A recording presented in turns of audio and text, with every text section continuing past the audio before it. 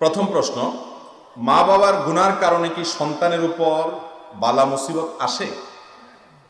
মা বাবা যদি কোনো পাপ করে, কোনো অপরাধ করে, কোনো অন্যায় করে, যত খারাপ কাজই হোক না কেন, এর জন্য সন্তানের উপরে কোনো দায় দায়িত্ব, বিশেষ করে ওই পাপের প্রায়শ্চিত্ত শাস্তি সন্তানকে কখনো ভোগ করতে হয় না, হবে না।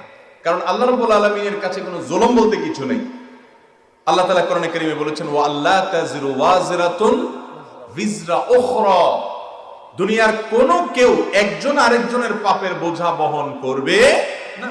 আল্লাহ আরো বলেছেন, ওয়া আল্লাইসা লিল ইনসানি ইল্লা মা সাআ, মানুষ নিজের জন্য যা করবে সে ওইটার বিনিময় পাবে, আরেকজনে কি করলো নেকামল সেটা সে পাবে না। এজন্য কোন বাপ খারাপ দেখে সন্তানকে খারাপ বলা যাবে না। আমাদের সমাজে দেখবেন একটা বাপ কথার কথা চুরি করছে, হয়তো কোনো একটা আকাম করছে, বাপ তো পরের কথা, অনেক সময় ভাই দূর খারাপ কিছু করছে, তো দেখা যায় ওইটার জন্য ভাইকে ভৎসনা করা হয়, ছেলেকে মানুষ দোষারোপ করে, তার সাথে মানুষ খারাপ আচরণ করে, আছে না নাই?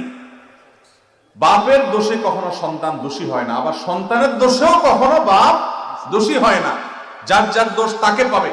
এই জন্য একজনের দোষের কারণে আরেকজনকে লজ্জা দেওয়া, আরেকজনের প্রতি অবিচার করা, জুলুম করা, কোণঠাসা করা, সামাজিকভাবে তাকে হেয় প্রতিপন্ন করা, এগুলো গুনাহের কথা।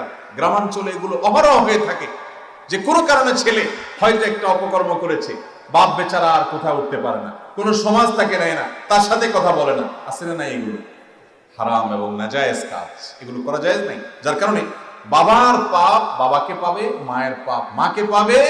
আল্লাহর কাছে অ্যাকাউন্টেবিলিটি, হিসাব সম্পূর্ণ আলাদা আলাদা, যার যারটা তারটা। অতএব সন্তানের পাপে বাপেকে, বাপকে পাবে না, বাপের পাপেও সন্তানকে পাবে না।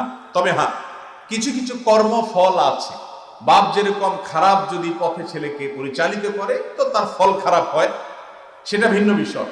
কিন্তু পাপের যে শাস্তি, সেটা কখনো একজন আরেকজনেরটা পাবে না।